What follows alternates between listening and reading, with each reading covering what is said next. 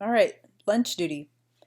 Every grade except kindergarten actually has recess before they have lunch this year. Kindergarten comes right from class to lunch and then they head to the recess. So someone will blow the whistle and get those kids lined up from outside. And then someone who is in the lunchroom will actually come to the hallway and meet those students as they're coming inside. So typically we have someone standing here and possibly right down here to guide those students inside. The group of students will walk down the main hallway here and then down the hallway by the office. They'll enter here. They don't have to line up by alphabetical order, just by classroom teacher. Students who bring a cold lunch can walk right in and find their seat. Unless they want to buy milk, then they get in line like everyone else. They will head through the serving line, get their food, and then head to the condiments table. If it is kindergartners and adults are helping them with ketchup or preschoolers, they do need to wear gloves as part of the requirement this year. Something else is that the number of students per bench has to vary. So pre-K through 1, 5 to a bench, grades 2 through 5, 4 to a bench, just based on available seating. Students will find their seats and they will know which table because 1, you will be talking to them about that ahead of time, and 2, we will have table tents at each table propped up so kids can see exactly which grade level and teacher name they should look for. So students will have 20 minutes to eat. They have to raise their hand if they need to get out of their seat. Maybe they forgot to get a fork or a spoon or forgot to get ketchup. Maybe they need to get a drink of water, which is up here by the computer. They must raise their hand before getting out of their seat.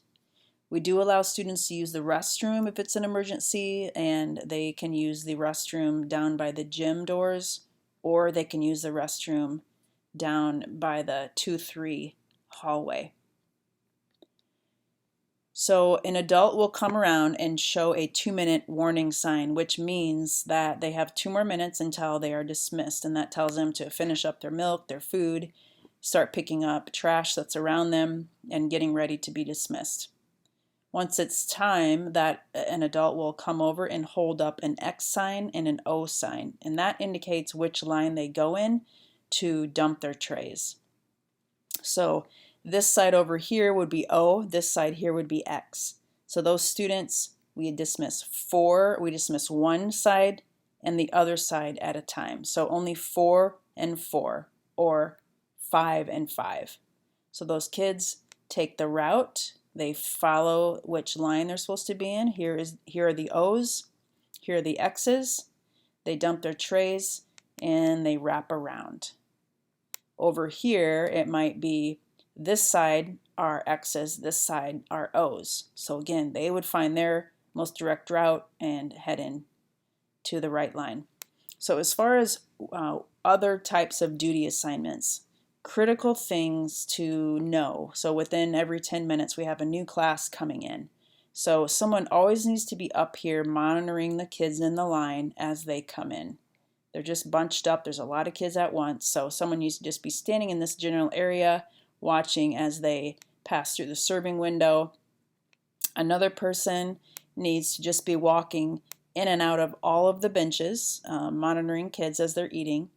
When it's time to dismiss, obviously I've already indicated that one person dismisses the kids, but then another person needs to be over here in this area as they dump their trays. This is really important.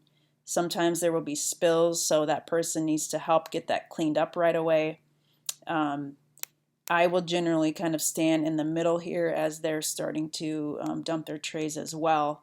And then another person kind of just needs to watch as they're exiting out into the hallway. So there's a lot of moving parts in this. I will identify who does what by the minute to make sure it runs smoothly, and that documentation will be in the master schedule tab where it indicates lunch duty.